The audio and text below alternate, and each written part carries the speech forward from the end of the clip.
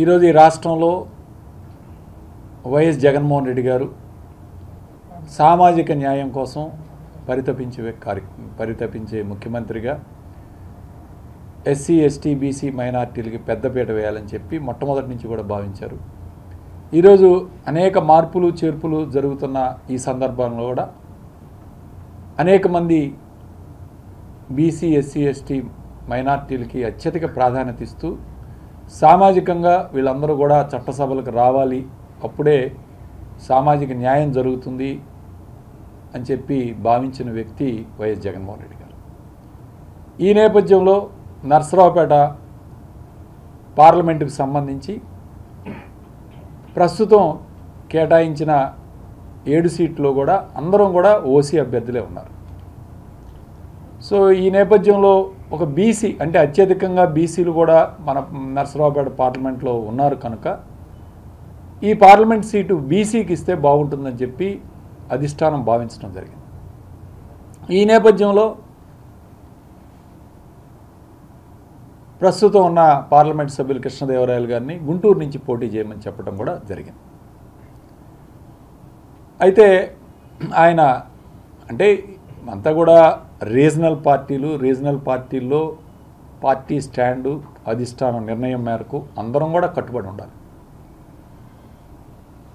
అయితే దాని మీద కొంత చర్చ నడిచిన తర్వాత ఆయన వ్యక్తిగతంగా నేను నర్సరావుపేట నుంచి పోటీ చేయాలి, లేదంటే నేను వెళ్ళిపోతానని చెప్పే ఒక ఉద్దేశంతో ఈరోజు ఉదయాన్నే ఆయన తన వ్యక్తిగత నిర్ణయం తీసుకొని వెళ్ళిపోవడం జరిగింది.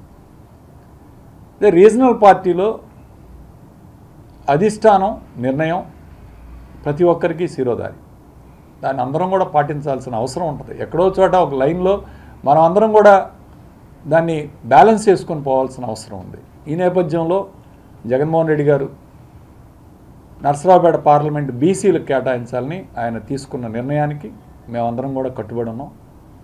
శాసనసభ్యులు కానీ లేకపోతే ఇన్ఛార్జీలు కానీ అందరం కూడా కలిసి మళ్ళీ పార్టీని తిరిగి 7 నియోజకవర్గాల్లో గెలిపించుకోవడానికి మేమందరం కూడా కష్టపడి పనిచేసి గెలిపించుకుంటామని తెలియజేస్తున్నాం.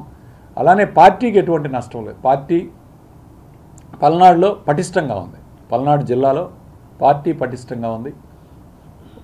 పార్టీ అధిష్టానం నిర్ణయం మేరకు ఎటువంటి క్యాండిడేట్ని మనం బీసీల్లో ముఖ్యంగా బీసీల్లో ఎటువంటి క్యాండిడేట్ని పెట్టినా మేమందరం కూడా గెలిపించుకొని మళ్ళీ తిరిగి గెలిపించుకుంటామని చెప్పి తెలియజేస్తున్నాం. కాబట్టి అందరూ కూడా దీన్ని మనం పాజిటివ్గా తీసుకొని ముందుకు సాగాలి. పార్టీ క్యాడర్ కానీ కార్యకర్తలు కానీ ఎవరు కూడా మనం అందరం కూడా కలిసి పార్టీని గెలిపించుకునే విధంగా పార్టీకి అండగా నిలబడి ముందుకు సాగాలని చెప్పి మేమందరం కూడా కోరుకుంటాం. ధన్యవాదాలు. బీసీలు చాలా మంది అసంతృప్తితో ఉన్నట్టు కనిపిస్తుంది. జగన్మోహన్ గారు కావచ్చు, పార్థసారథి లాంటి నేతలు కావచ్చు, ముఖ్యంగా యాదవ సామాజిక వర్గం నేతలంతా కూడా కొంత అసంతృప్తితో ఉన్నారు. మీరేమో సామాజిక సమీకరణలో భాగంగానే మార్పులు అంటారు. ఏ విధంగా చూడాలి?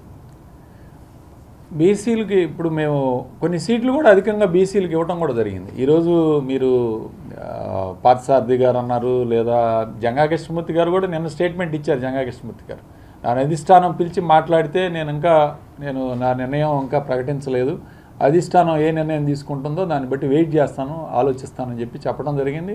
ఖచ్చితంగా అలాంటి వాళ్ళని కూడా పిలిచి మాట్లాడే ఇది ఉంటుంది తప్పకుండా అని చెప్పి మేము భావిస్తున్నాం.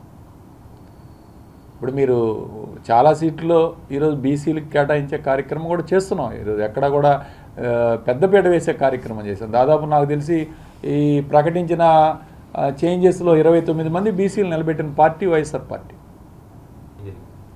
అదే చెప్తాను, అధిష్టానం గుంటూరు పార్లమెంట్లో కృష్ణదేవరాయలు గారు గెలవటానికి అవకాశం ఉంటుంది.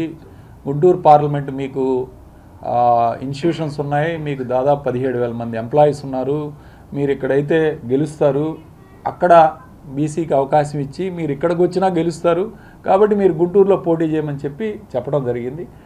దానికి ఆయన సుముఖంగా లేడు, అందువలన జరిగింది. అధిష్టానం నుంచి కొంతమేరకు పునః ఆలోచించాలని చెప్పి అందరం కూడా భావించాం. ఆలోచించాలి, కొంత అనిశ్చితి కొంత సమయం పాటు ఏర్పడింది. దానికైతే ఫైనల్గా పార్టీ నిర్ణయం తీసుకుంది. ఆ నిర్ణయం ప్రకారం మేము అందరం కూడా కట్టుబడి